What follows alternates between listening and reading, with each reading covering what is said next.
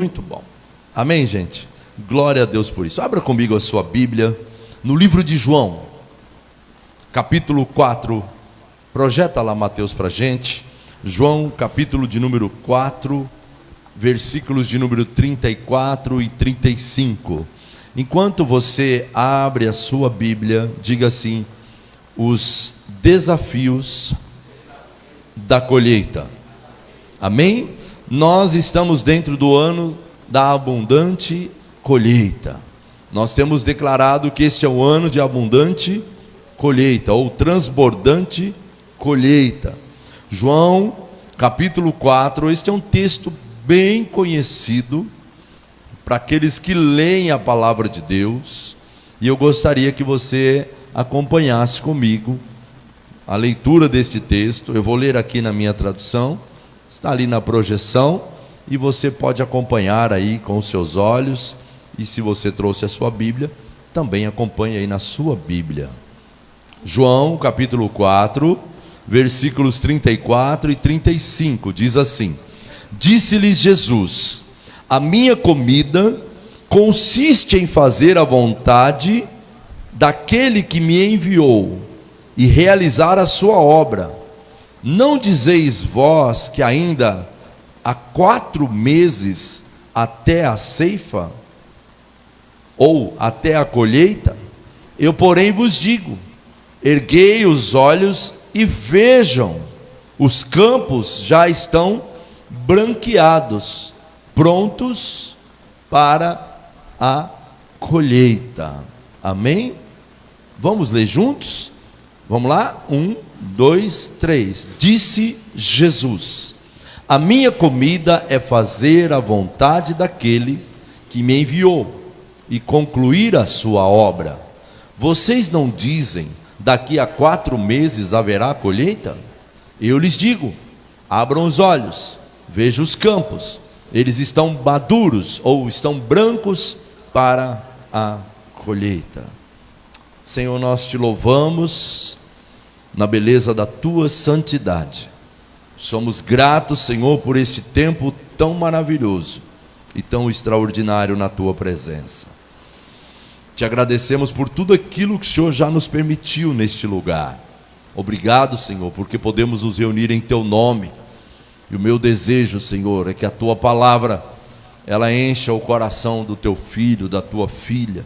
Que a tua palavra, que não há sombra de variação, nos marque de forma poderosa e extraordinária. Por isso eu te peço, fala ao nosso coração, e nós te daremos todo louvor, toda honra e toda glória. Diga comigo: os desafios da colheita. Amém? Diga assim também: a colheita transbordante é agora. A colheita de Deus para a minha vida, diga, é agora. Amém? Quando você quer comunicar-se, quando você quer mostrar uma verdade muito importante, você cria uma situação, você cria uma imagem daquela mensagem, daquela notícia que você quer apresentar, por ela ser muito importante. Então você cria-se uma situação para que todos venham saber, para que todos venham se lembrar. Você quer provocar uma mensagem, você quer provocar um impacto, você quer provocar uma memória, uma lembrança. Por exemplo, agora isso está em evidência, né? Mas nós podemos usar tantos exemplos, mas eu quero usar um que está em evidência agora, que eu não me lembro na minha época, quando a gente vai descobrir lá, a mamãe, né, o papai vai lá fazer o exame para descobrir qual o sexo do bebê, não é verdade? Ela vai lá no... oh meu Deus, o médico lá que cuida das grávidas, o ginecologista, ele põe um aparelhinho lá, vai observar o bebê, tudo. E aí, hoje os casais estão, né, virou uma moda isso, eles vão, reúne a família e faz lá um evento, né, e aí, aí é o chá revelação, é isso aí, Edneia, né? E aí a cor que sai lá, né? O tema da festa é o sexo do bebê. Isso é uma forma de marcarem as pessoas para elas guardarem na memória aquele evento, né? Aquilo que aconteceu. Então, quando você quer comunicar algo para alguém, você quer mostrar uma verdade, algo importante, você cria uma situação, você cria uma imagem, você cria um cenário para aquilo. E Jesus, em muitas ocasiões, ele, para transmitir as verdades do reino de Deus, para transmitir aquilo que ele desejava, ele usava muitas alegorias, ele usava muitas imagens, e ele usava de muitas parábolas. Diga comigo, parábolas. E aquelas alegorias, aquelas mensagens, aquelas imagens que Jesus, ele mostrava, eram tão claras, elas eram tão claras, que até mesmo as crianças compreendiam. Não é verdade? E quando Jesus, ele cita nesse texto aqui, a figura da colheita, ele mostra uma imagem para os discípulos. Por que ele mostra uma imagem? Porque os cenários onde Jesus estava, juntamente com os discípulos, e também, diga comigo, com uma grande multidão. Jesus nunca esteve só, sempre esteve cercado por uma grande multidão. Muitos queriam receber o que ele poderia dar, alguns estavam ali por quem ele é. Que nesta noite, Senhor, encontre no meio de tantas pessoas aqui um anseio dentro de você. Levante sua mão e diga: Senhor, eu não estou aqui hoje por aquilo que o Senhor pode me dar, mas eu estou aqui por quem o Senhor é, por aquilo que o Senhor fez, por aquilo que o Senhor, da maneira que o Senhor se entregou naquela cruz. Eu estou aqui por quem o Senhor é. Amém?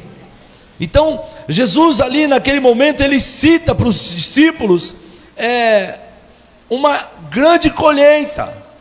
Ele mostra para eles ali, porque naquela época, eles caminhavam, eles andavam de uma cidade para outra, de um vilarejo para outro, e eles passavam nas colheitas, na beira daquelas plantações, eles estavam caminhando.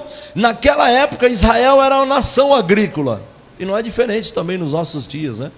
Que tecnologia maravilhosa que eles têm, né? Nos nossos dias, eles conseguem dessalinizar a água do mar e produzir no deserto. Que coisa linda, que tecnologia maravilhosa.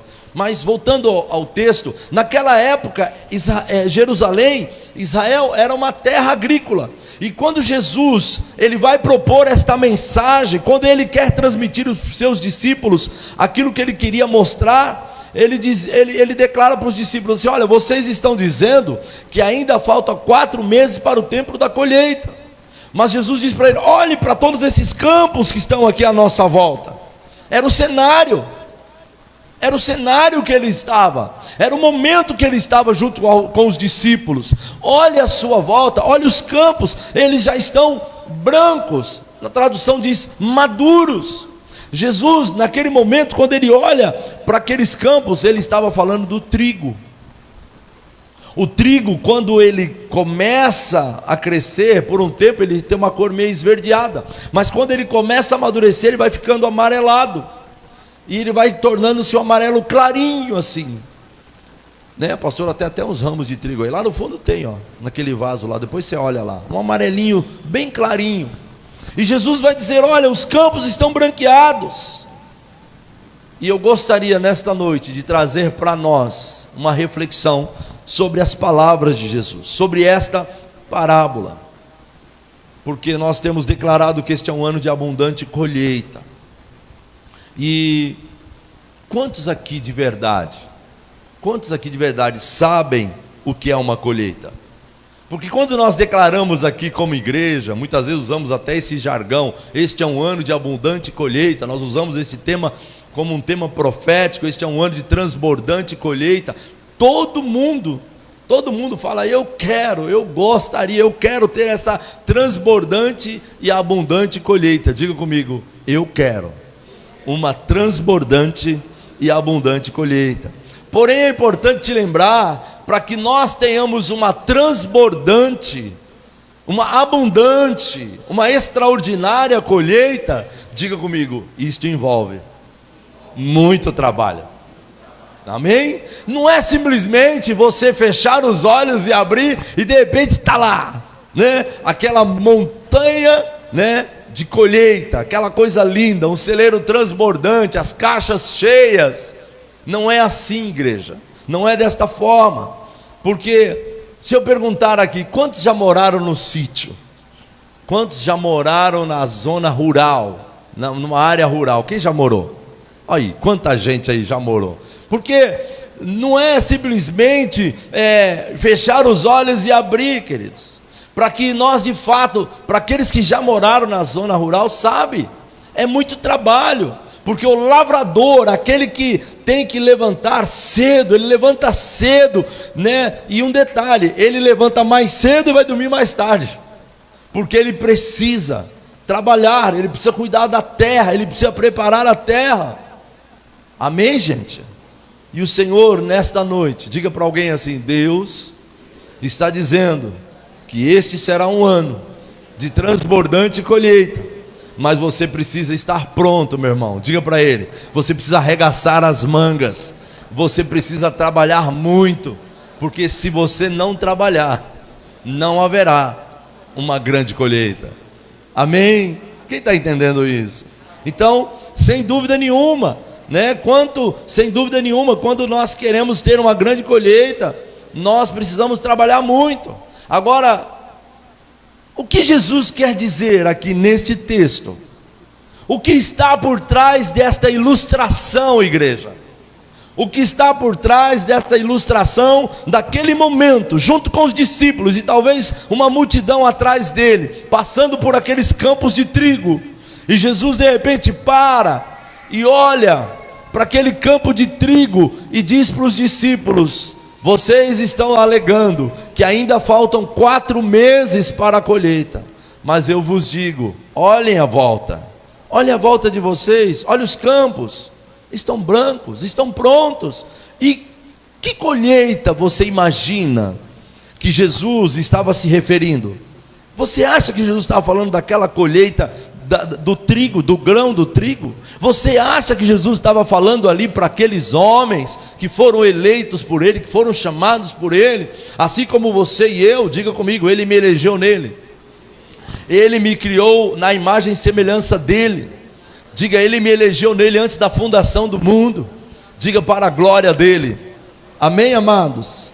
Então, a colheita que Jesus aqui está ilustrando, está se referindo neste texto, Ele está dizendo, é uma colheita de almas. Diga comigo, almas, vidas. Diga comigo, vidas. Amém, amados? E quando Jesus ele fala desta grande colheita, Ele está usando como exemplo o plantio. Ele fala, né, naquele momento para os seus discípulos da importância das vidas que precisam ser alcançadas. Mateus, coloca lá para a gente, Mateus capítulo 9, versículo 38, Jesus ele vai dizer assim: a seara está pronta, o campo, quer dizer, o campo está pronto, orai ao Senhor do campo ou da seara, para que mande, para que o que, igreja? Para que mande quem? Para que mande quem? Diga, trabalhadores. Vamos ler juntos? Peçam, pois, ao Senhor da colheita que envie trabalhadores para a sua colheita. Amém, amados? Então, a colheita, para que ela aconteça, é necessário que haja muito trabalho, é necessário que haja trabalhadores. Amém, amados? Por isso, o Senhor está nos declarando para este ano que Ele vai nos dar uma grande colheita, mas nós precisamos estar prontos para esta grande colheita. Nós precisamos estar prontos para trabalhar nesta grande colheita. Hoje meu coração ficou muito feliz. Nós tínhamos aqui mais de 20 quantas pessoas? Umas 24 pessoas, eu não lembro quantos tinha, mas foi uma bênção. Então, pessoas se dispuseram a ser treinadas para trabalhar nessa grande colheita. Porque a figura aqui apresentada por Jesus nesta parábola, a figura da colheita, de que Jesus aqui está declarando, ela tem um propósito. Diga comigo, um propósito: salvação de vidas. Jesus, ele, em muitas das suas ilustrações, das suas parábolas, dos cenários que ele criava, era exatamente falando da salvação de vidas, do valor que uma vida vale, do preço que uma vida vale. Diga comigo, uma vida vale mais do que o mundo inteiro. Então o conceito, a figura da colheita aqui que Jesus está declarando, ela tem um propósito: salvação de vidas. E hoje, igreja, aquilo que nós vamos aprender nesta noite diz respeito a tudo aquilo que nós investimos, a tudo aquilo que nós sonhamos, a tudo aquilo que nós realizamos, e tudo aquilo que nós vivemos. Eu disse isso aqui no primeiro culto do ano. Tudo aquilo que nós vivemos, tudo aquilo que nós realizamos, nós podemos comparar o nosso trabalho, o nosso relacionamento, todo como um processo de semeadura. Amém? O reino de Deus, né, a nossa vida com Deus, ela se dá por um processo de semeadura. Nós falamos domingo passado. Obediência é uma semente. Vida com Deus é uma semente. Intimidade com Deus, sem dúvida nenhuma, é fruto de uma semeadura. A maturidade espiritual é fruto de uma semeadura. As pessoas que começaram a fazer esse curso esta manhã, é uma semeadura que ela está fazendo na vida dela, na sua vida. Então nós podemos comparar, né, essa ilustração de Jesus como o processo de semeadura da minha vida e da sua vida. As lições que nós vamos aprender com Jesus vale para todas as áreas da nossa vida. Aquilo que o Senhor está nos ensinando aqui hoje vale para você como pessoa, vale para a sua casa, vale para a sua família, vale para o seu trabalho, vale para o seu relacionamento com os seus amigos, para que nós tenhamos uma colheita transbordante. Nós precisamos enfrentar, diga comigo, os desafios para conquistar uma grande colheita. Nós precisamos, igreja, enfrentar os desafios que a colheita nos impõe, porque simplesmente, lembra do que eu disse domingo passado? Diga comigo, muita semeadura, muita colheita. Pouca semeadura, pouca colheita. Nenhuma semeadura, nenhuma colheita. Então diga comigo, sobre o que nós estamos falando hoje? Sobre o que nós estamos falando hoje? Os desafios da colheita. Domingo passado nós falamos do preço da colheita. Hoje nós estamos falando dos desafios da colheita. Amém? Porém, todos nós desejamos uma colheita transbordante e extraordinária. Quem quer isso para a sua vida? A começar pela sua vida espiritual. Essa é a primeira grande colheita que você precisa ter. Diga comigo, porque quando a minha vida espiritual está bem, todas as demais áreas estarão bem. Amém? Então, porém, existem alguns desafios para que nós tenhamos uma transbordante colheita, e eles são imprescindíveis, são extremamente imprescindíveis. E o primeiro desafio, diga comigo, contexto. Para ensaio está bem ruim. Diga comigo, contexto. Não importa, queridos, qual seja a área da sua vida, qual a colheita que você deseja, você precisa conhecer o contexto. Por exemplo, você é um agricultor. Qual é o tipo de semente que você quer plantar? Diga comigo, tudo aquilo que o homem semear, ele colherá. Então, você precisa saber qual o tipo da semente que você quer semear, qual é o fruto que você quer colher.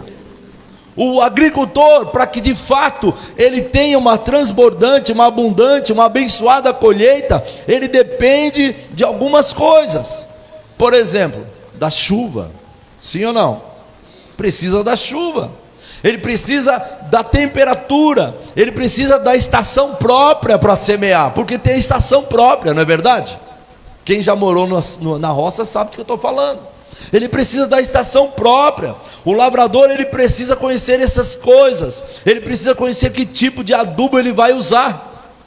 Ele precisa conhecer o manuseio. Ele precisa saber a hora também de colher. Amém? Ele precisa saber estas coisas, porque se você não conhecer o contexto do plantio e do processo, sabe o que vai acontecer? Diga comigo: perder a safra. É ou não é? Se não souber o contexto, as etapas para esta semeadura, ao ponto da colheita, se nós não soubermos este contexto, nós vamos perder a safra.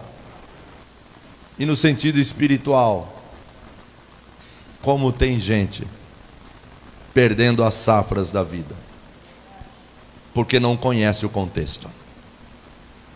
Como tem pessoas perdendo as safras da sua vida, porque não conhece o contexto. Conhecer o contexto, igreja, significa conhecer a realidade que envolve aquela colheita. O plantio, o trabalho, os nossos sonhos, aquilo que nós queremos colher, em primeiro lugar, o contexto é importante para que nós tenhamos, diga comigo, compaixão. Diga de novo, compaixão. Pastor, mas por que o contexto é compaixão? Vamos voltar um pouquinho para trás aqui onde eu estava falando. Quando Jesus, ele olha para os seus discípulos e ele diz assim: vocês estão dizendo que ainda falta tempo para a colheita. Ainda há tempo, não chegou a hora. E Jesus vai dizer: eu vos digo, olha a volta, os campos já estão prontos. Os campos já estão brancos. Os campos estão prontos para serem colhidos. Por que Jesus disse aquilo? Ele estava falando do trigo? Não, ele estava falando de vidas. De vidas. Por quê? Quando eu olho para aquilo que Jesus está dizendo, trazendo isso para a nossa realidade, porque lembre-se, igreja, a colheita, a transbordante e abundante colheita que o Senhor quer de mim, quer de você, não está no nível material. Eis, igreja, comunidade Kairos, a transbordante colheita que o Senhor quer desta casa, ela não está no nível terreno, não está nas coisas terrenas, começa no nível espiritual. E quando ele fala de uma transbordante colheita para a sua vida e para a minha vida, em primeiro lugar, ela começa pela sua vida espiritual, pelo seu crescimento, pela sua maturidade. Em segundo lugar, isso envolve as sementes que você vai lançar nas vidas que estão à sua volta, porque a colheita que o Senhor vai requerer da igreja não são coisas, são vidas. Amém? Porque as coisas, a traça e a ferrugem vai consumir tudo e não entra no céu. O que vai entrar no céu são as vidas, e a colheita que o Senhor requer desta casa em 2025 não são coisas materiais, mas em primeiro lugar é a nossa conduta espiritual, a nossa jornada espiritual, e isso não pode ser completada sozinho. Você precisa levar pessoas com você. Esta é a abundante e transbordante colheita que o Senhor vai querer e vai pedir para mim e para você. Amém? Então é importante te lembrar disso. A colheita que Jesus está falando aqui, a transbordante colheita, em primeiro lugar ela envolve compaixão. Coloca para mim João capítulo 3, versículo 17 ali, Mateus. Portanto, Deus enviou o seu Filho ao mundo, não para condenar o mundo, mas para que o mundo fosse salvo por meio dele. Pois Deus, vamos ler juntos? Pois Deus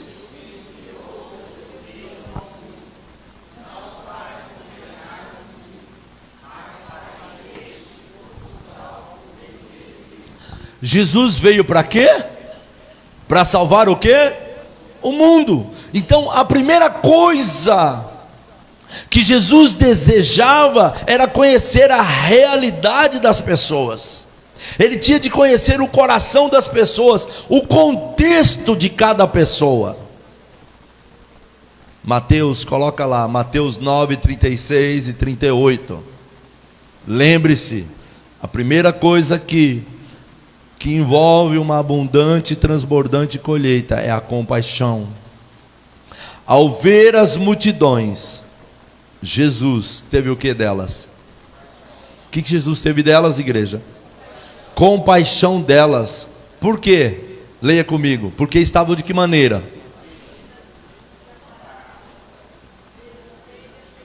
Vamos ler de novo? No 3, tá? 1, 2, 3. Ao ver...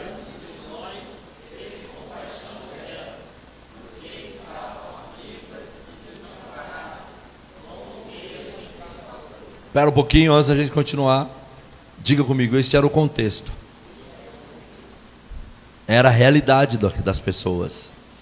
E não é diferente nos seus dias. Não é diferente nos meus dias. Não é diferente nos nossos dias. Próximo. Então disse aos seus discípulos. Leia comigo. Então...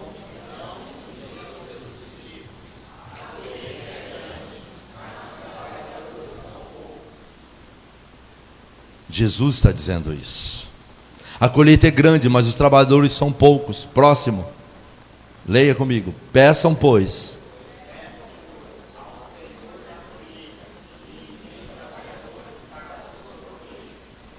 Diga para a pessoa que está do seu lado.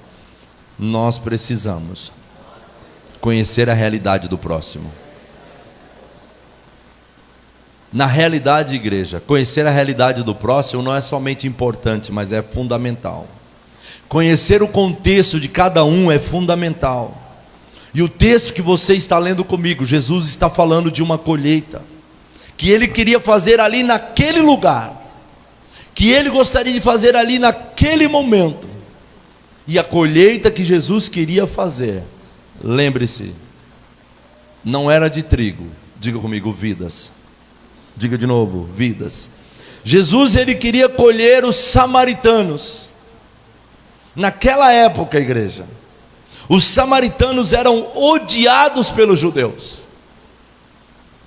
E os samaritanos também odiavam os judeus. Havia uma rivalidade, havia uma separação, havia uma barreira por questões religiosas, por dogmas religiosos, porque os samaritanos eles introduziram naquela região a idolatria, e havia uma disputa, havia uma rivalidade, havia sim uma repulsa entre os samaritanos e os judeus. Diga para a pessoa que está do seu lado, sabe aquela pessoa ruim, aquela pessoa chata, aquela pessoa insuportável, ela também é alvo do amor de Deus. Diga para ele, Jesus também quer ganhar aquela pessoa que ninguém aceita, que ninguém gosta.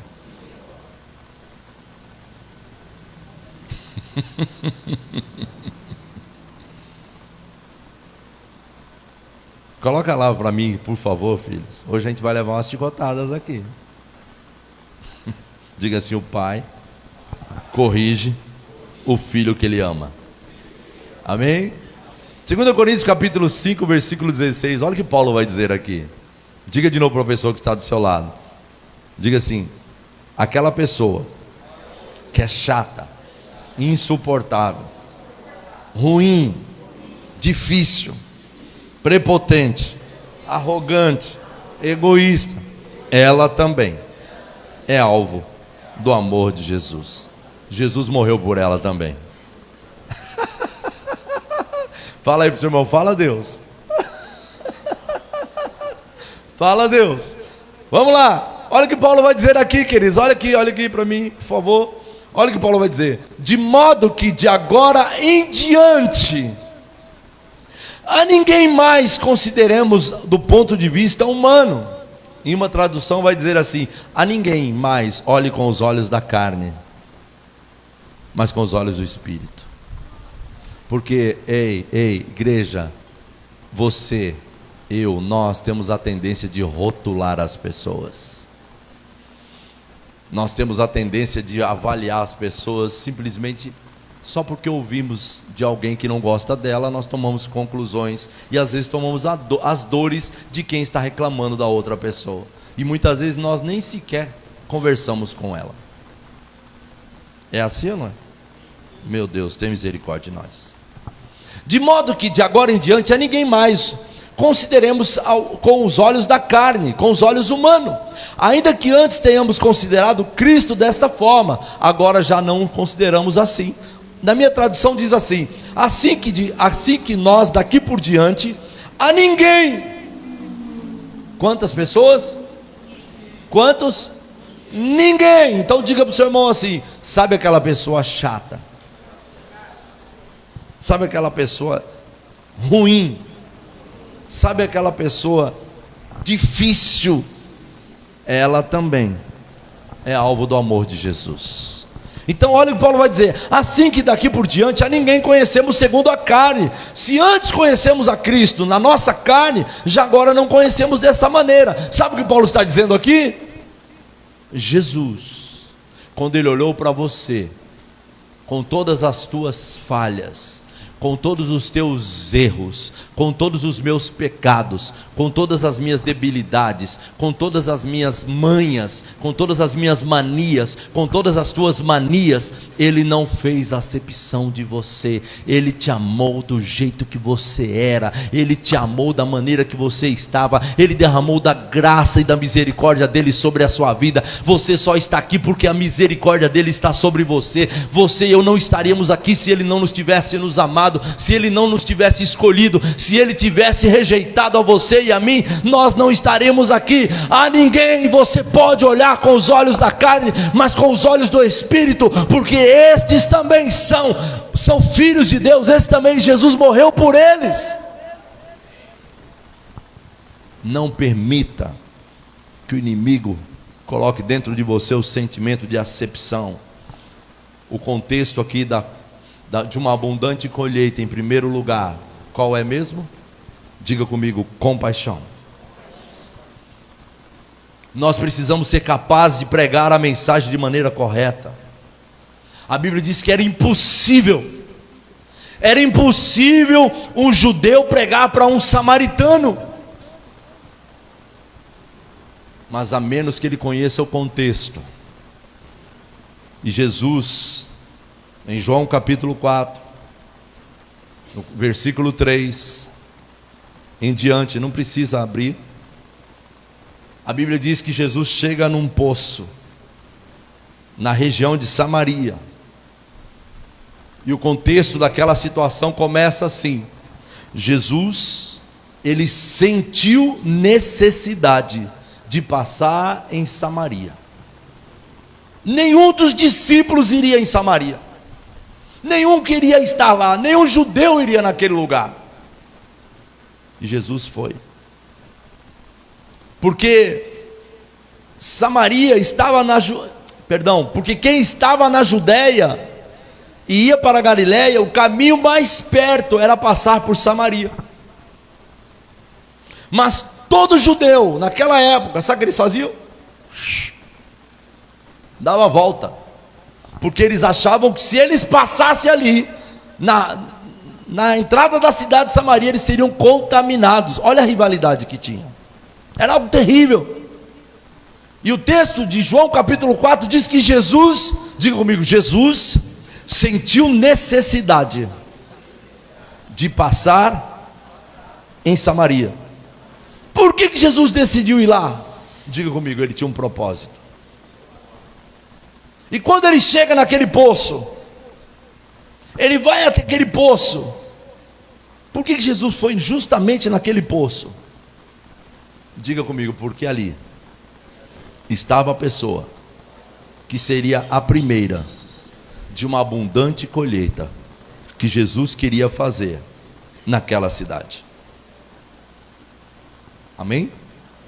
E ele encontra aquela mulher se preparando para tirar a água do poço. Você já viu esse texto? Coloca lá João capítulo 4 lá para a gente. Põe lá. João capítulo 4. Ele encontra aquela mulher se preparando. Jesus começa ali um diálogo. Aquela mulher não tinha a mínima ideia, olha aqui para mim, olha aqui para mim.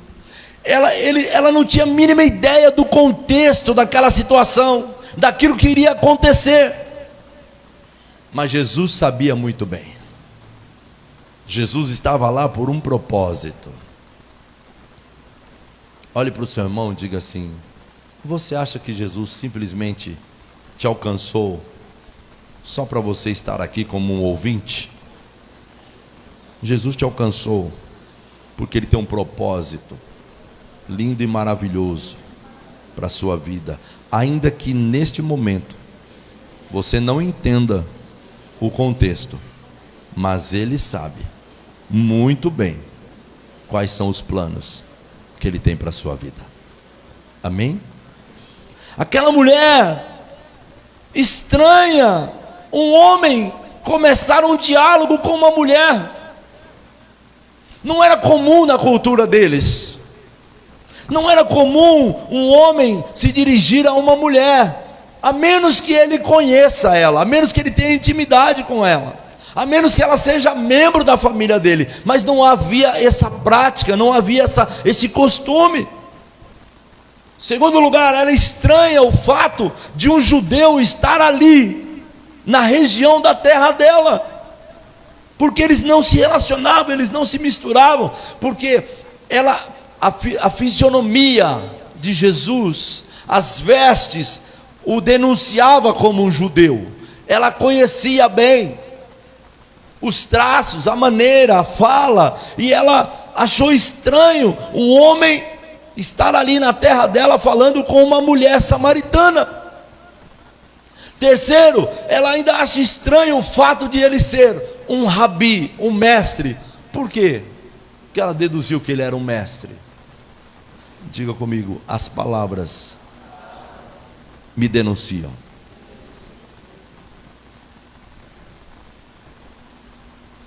Sim ou não? Deixa eu fazer um parênteses aqui. As pessoas têm identificado você pela sua voz? As pessoas têm descobrido que você é um homem e uma mulher de Deus por aquilo que você fala?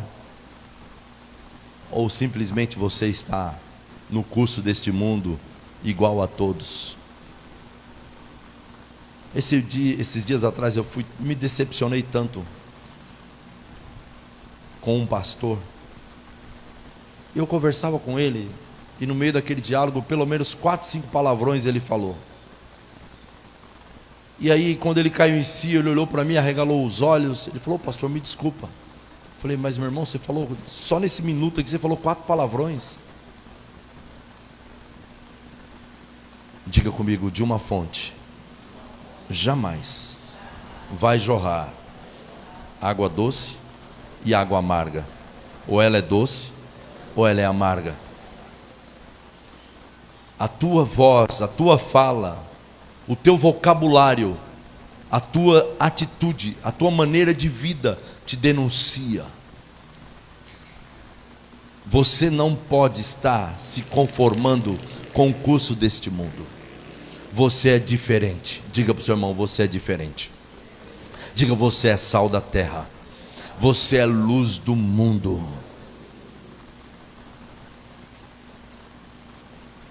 Pergunte para os meus filhos. A mais velha tem 33 anos. O mais novo está com 22. O do meio está com 30.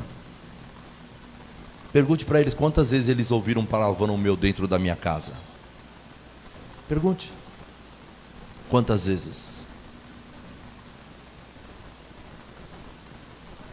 Aquela mulher achou estranho um rabi, quer dizer um mestre, falando com uma mulher pecadora, porque a fala de Jesus ali denunciou ele, mostrou quem ele era. E ela simplesmente fica indignada com aquilo.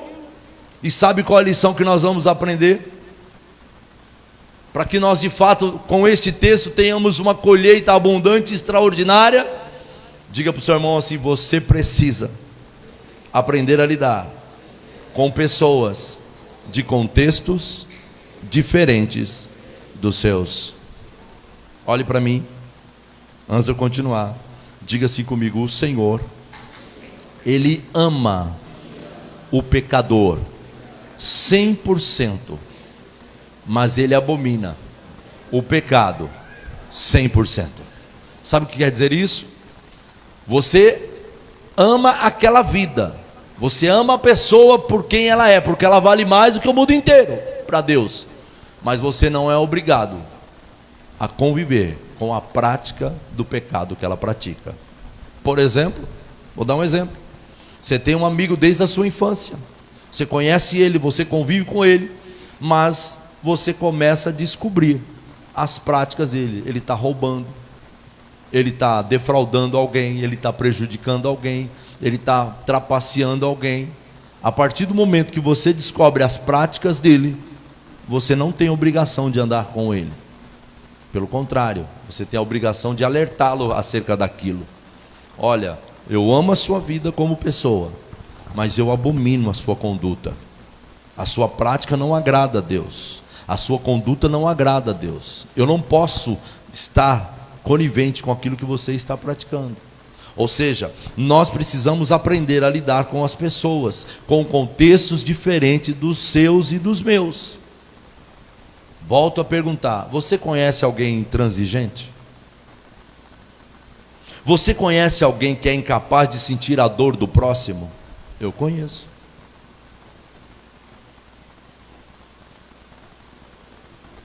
Nós temos um ministro aí no nosso país que parece que ele não consegue enxergar a dor do próximo. Quantas pessoas presas indevidamente e ninguém faz nada por causa da atitude de um homem. Você conhece alguém irredutível? Você conhece alguém amarga? Antes da gente continuar, uma pessoa amarga, ela tem a capacidade de contaminar qualquer ambiente, sim ou não?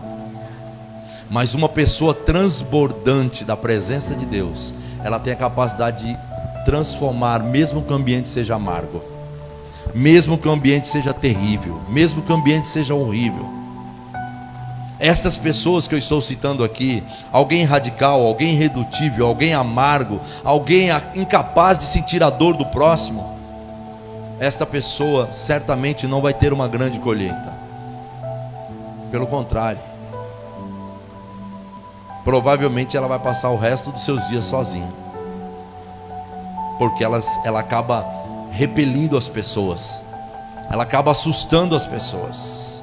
Existem pessoas que vão passar na sua vida em momentos e situações diferentes, igreja, eu anotei aqui, em contextos diferentes, com uma história diferente da sua e da minha. E se nós não soubermos lidar com as diferenças, se não soubermos lidar com as diferenças, em vez de criarmos pontes, nós vamos construir muros. Sim ou não? E nós somos chamados, diga para o seu irmão, para construir pontes. Diga, pontes. E nestas horas, em vez de fazer amigos, nós vamos criar inimigos. Diga para alguém assim: ser intransigente não te ajudará em nada. Diga: você precisa compreender as diferentes realidades das pessoas com as quais você vai conviver. Amém, amados? Você e eu não somos chamados para atravessar esta vida apenas para consumirmos os frutos que o Senhor tem nos dado. Diga assim: eu estou nesta vida, eu estou nesta igreja para colher os frutos, mas também para semear sementes e ter uma transbordante colheita. Amém? Deus nos chamou para sermos semeadores. Deus nos chamou para alcançar pessoas, porque esta é a colheita que o Senhor espera de nós. Amém? Antes de eu continuar, eu olhando aqui hoje, isso me faz reportar alguns anos atrás, quando esta igreja começou. Essa igreja começou na garagem da minha casa. Eu, minha esposa e os meus 3 filhos. E com o passar do tempo o Senhor foi agregando pessoas que fizeram parte deste sonho conosco. O Senhor foi agregando pessoas que começaram a semear junto conosco. E hoje, olhando para tantas pessoas aqui, isso é prova de que a abundante colheita do Senhor inclui você também. Esta casa nasceu na garagem de casa, eu, minha esposa e 3 filhos. E hoje, olhando para tantos rostos aqui, isso sem dúvida nenhuma é sinal de que o Senhor está nos dando uma colheita. Você faz parte desta abundante e transbordante colheita. Amém? Começamos com uma visão e muitas pessoas se achegaram. E nós estamos crescendo. Diga para o seu irmão, nós estamos crescendo. Diga, nós vamos ver esta casa transbordando de muitas vidas que nós vamos entregar ao Senhor. Amém? Diga glória a Deus. Amém? Coloca para mim Atos 2, 46 e 47, por favor. Por que nós estamos vivendo isto hoje? Por causa da promessa de Atos 2, 46 e 47. Todos os dias, leia comigo por favor. Todos os dias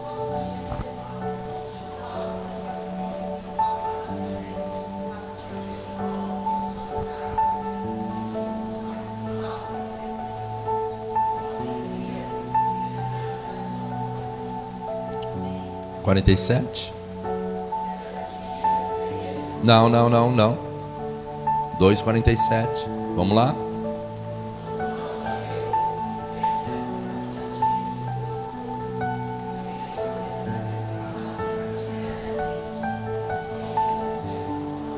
Diga para o seu irmão, esta é a igreja que nós precisamos ser.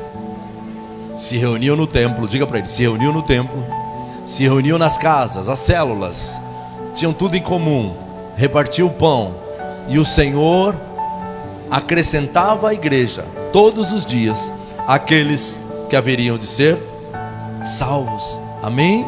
Amém? Então guarde isso. Você quer se dar bem em qualquer área da sua vida? Procure não julgar as pessoas, mas procure conhecer o contexto. Você pode até ver alguma coisa errada na vida das pessoas, é fato. Todos nós aqui temos muitas qualidades, mas também temos defeitos. Todos nós somos falhos, todos nós temos qualidades. O apóstolo Paulo, ele vai dizer assim: miserável homem que sou, pobre, cego e nu. O bem que eu devo fazer, quando eu vejo eu não faço, e o mal que eu devo fazer, o mal que eu não devo fazer, quando eu vejo eu já fiz. Então todos nós aqui temos qualidades e erros. Então um bom conselho para você: procure não julgar. Olhe, conhecer o contexto da pessoa. Você pode até ver algum defeito, mas procure saber por que ela está fazendo aquilo, por que ela está passando por aquele momento. E você pode ser um instrumento de Deus na vida daquela pessoa. De que maneira eu posso ajudar essa pessoa? De que maneira eu posso ser uma bênção na vida dela? Talvez aquela pessoa no seu lugar de trabalho, você não aguenta mais ela. É uma pessoa insuportável, uma pessoa que te perturba, uma pessoa que não te dá paz. Você pode ser um instrumento de Deus na vida dela. Ore por ela, abençoe a vida dela. Deixa eu contar um testemunho para você. Hoje é dia do testemunho, viu, Lili?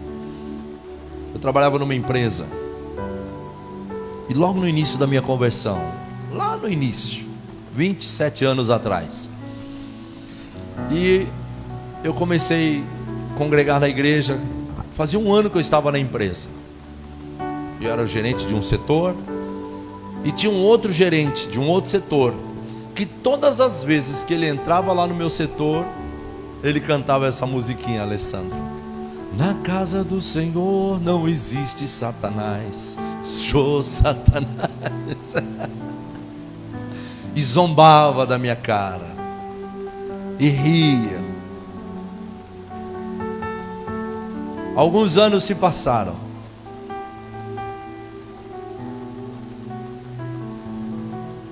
E um dia, a esposa dele veio a esta casa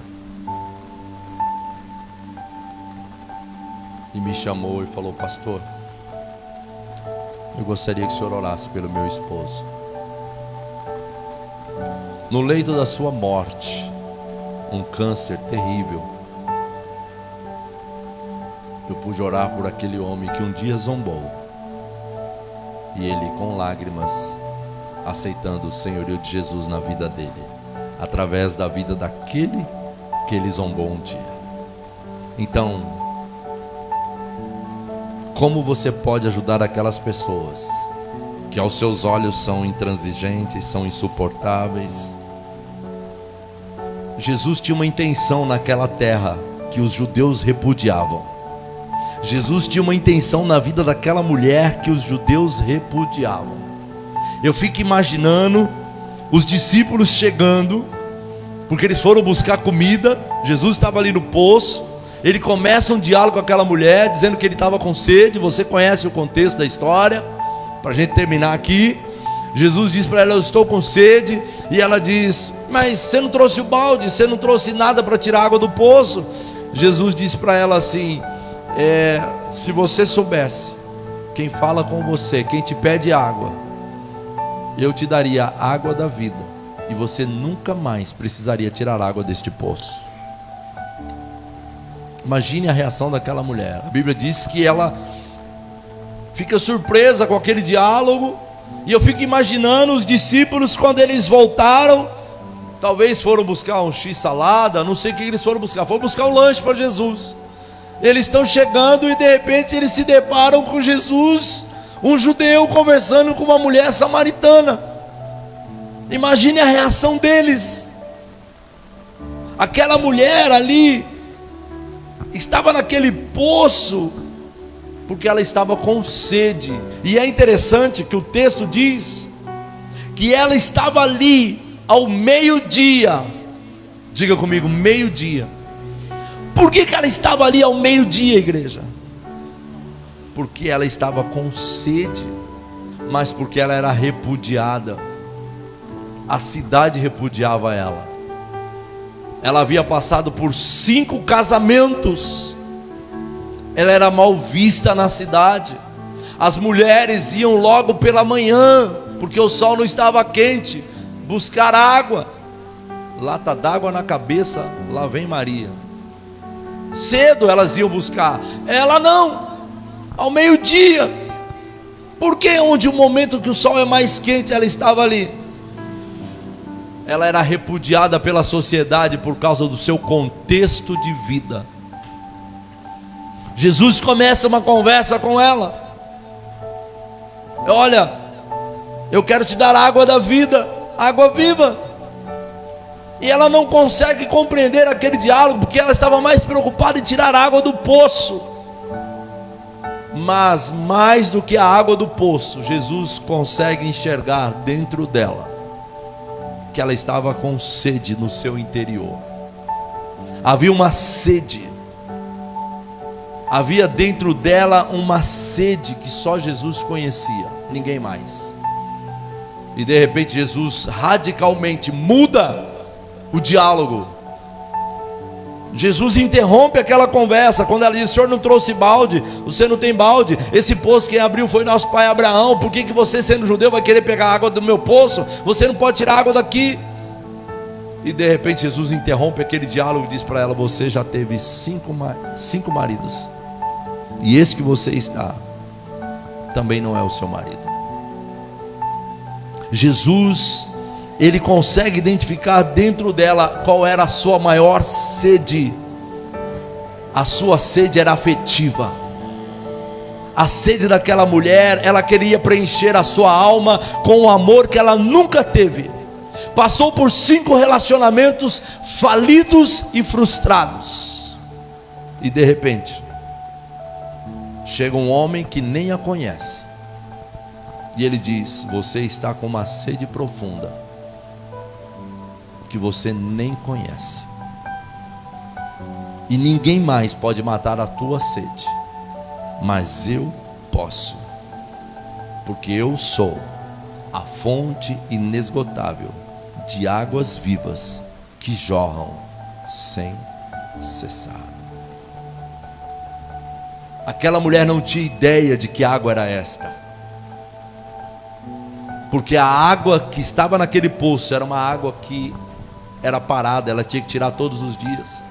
E a água que Jesus estava oferecendo para ela, ele vai dizer assim: do seu interior fluirão rios de águas vivas que não cessarão. Quando Jesus fala de rios de águas vivas, ele está falando de uma água boa, de uma água corrente, como de uma cachoeira. Jesus está falando de uma água que ela nunca havia experimentado. Guarde isso, igreja.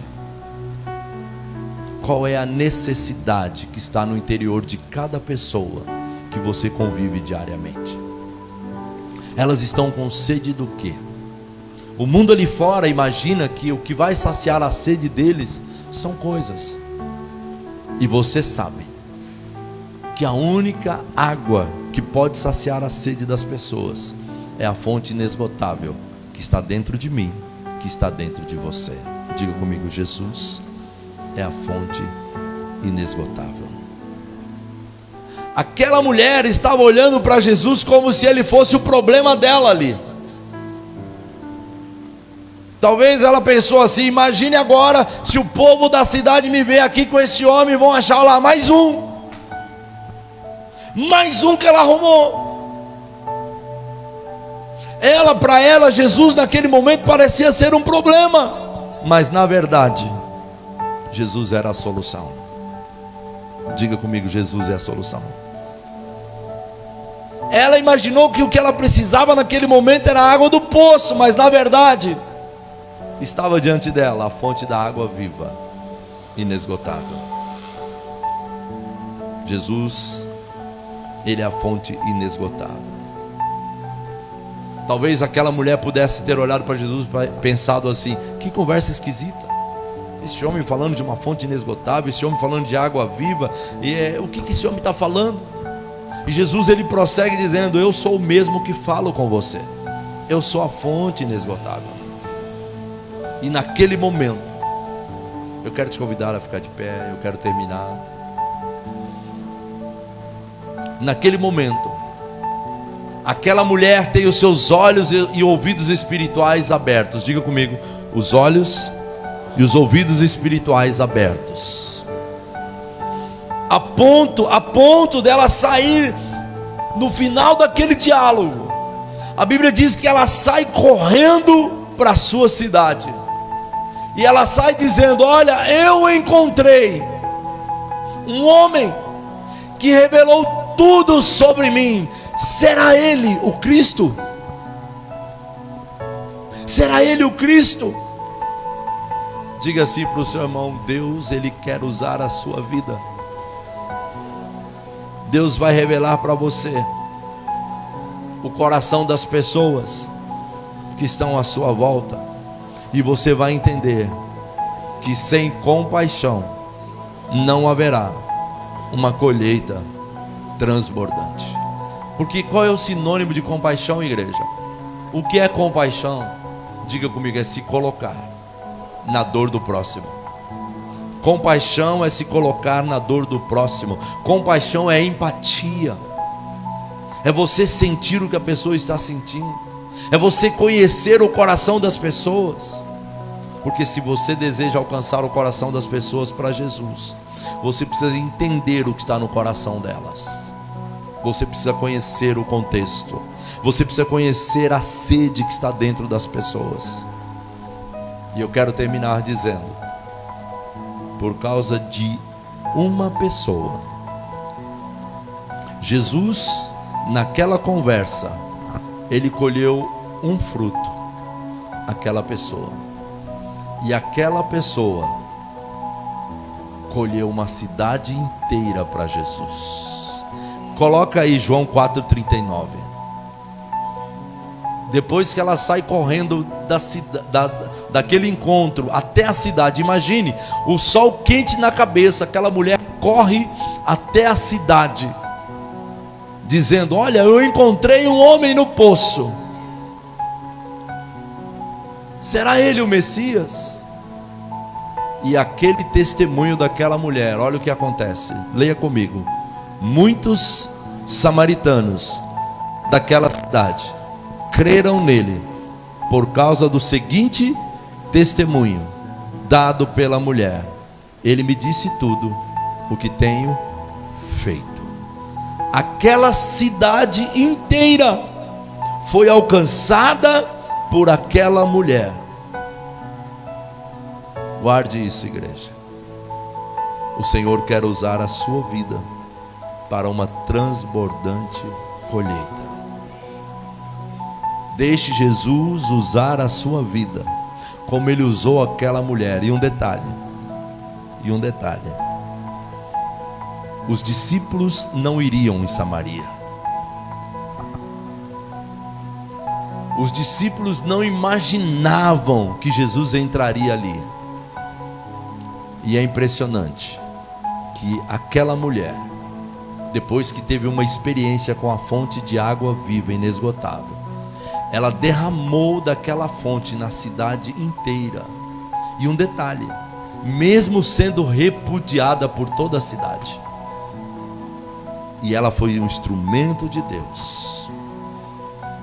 Assim como aquela mulher samaritana, Jesus quer fazer de você um vaso cheio de água viva. Feche seus olhos, coloque sua mão no seu coração. Jesus quer fazer de mim e de você um vaso cheio de águas vivas, para derramar sobre a vida daqueles que nos cercam. Levantai os olhos e vejam, os campos estão brancos para a colheita. São milhares e milhares de pessoas à sua volta diariamente. Porque a partir do momento que você alcançar o coração de uma pessoa, você vai alcançar outras pessoas também. Porque assim como aquela mulher samaritana, ela trouxe a cidade inteira para estar com Jesus. Depois você lê em casa, o texto diz que a cidade inteira pediu para Jesus que ele ficasse ali mais 2 dias com eles. Jesus quer usar a sua vida como instrumento para saciar a sede de tantas pessoas que estão à sua volta. E eu quero declarar sobre a sua vida, sua casa, sua família, nos próximos meses, você vai colher frutos que serão abençoadíssimos. E os frutos vão começar pelos os teus familiares, aqueles que ainda não têm uma experiência com Jesus, aqueles que ainda não conhecem Jesus. Um tempo de abundância, um tempo de multiplicação, um tempo de crescimento.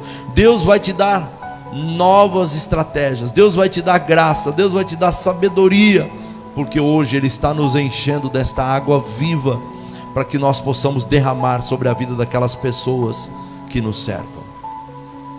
O Senhor hoje está nos chamando a sermos uma fonte inesgotável. Diga comigo assim: Senhor Jesus, eis-me aqui. Eu creio que o Senhor está derramando sobre a minha vida desta unção, desta água viva, e eu creio, o Senhor vai me conduzir em bom êxito.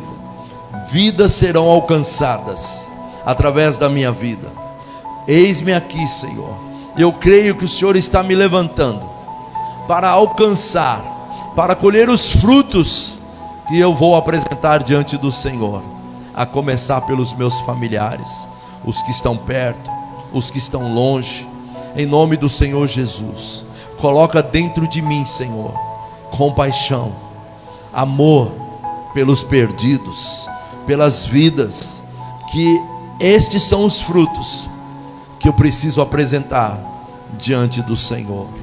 Em nome do Senhor Jesus, eu creio, o Senhor está me habilitando, o Senhor está me capacitando para uma abundante e transbordante colheita. Mas para isto, eu empenho a minha disposição, o meu trabalho, a minha dedicação, porque os campos estão prontos para a colheita. Eis-me aqui, envia-me a mim, em nome de Jesus. Amém? Você pode aplaudir ao Senhor por isso? Haverá uma abundante e transbordante colheita, mas o Senhor está nos chamando. Precisamos trabalhar. Diga para o seu irmão: nós precisamos trabalhar. Há uma grande colheita, mas também há muito trabalho. Amém? Glória a Deus por isso. Que você tenha uma semana abençoadíssima. Lembrando que terça-feira as nossas células, esteja conosco, e certamente será um tempo abençoado, um tempo maravilhoso. Se você ainda não está participando de uma célula, eu quero te incentivar. Procure, participe, vai ser uma bênção. Amém? Levante suas mãos comigo, diga: o Senhor é o meu pastor e nada me faltará. Ainda que eu ande pelo vale da sombra da morte, não temerei mal algum, porque tu, Senhor, estás comigo. A tua vara, o teu cajado me consolam. Diga: maior é aquele que está em mim do que aquele que está no mundo. Posso todas as coisas naquele que me fortalece. Deus te abençoe. Vai na paz. Dá um forte aplauso ao Senhor mais uma vez. Vai na paz. Dá um abraço em pelo menos 5 pessoas antes de você sair, e tenha um tempo de comunhão aí com seus irmãos. Aleluia.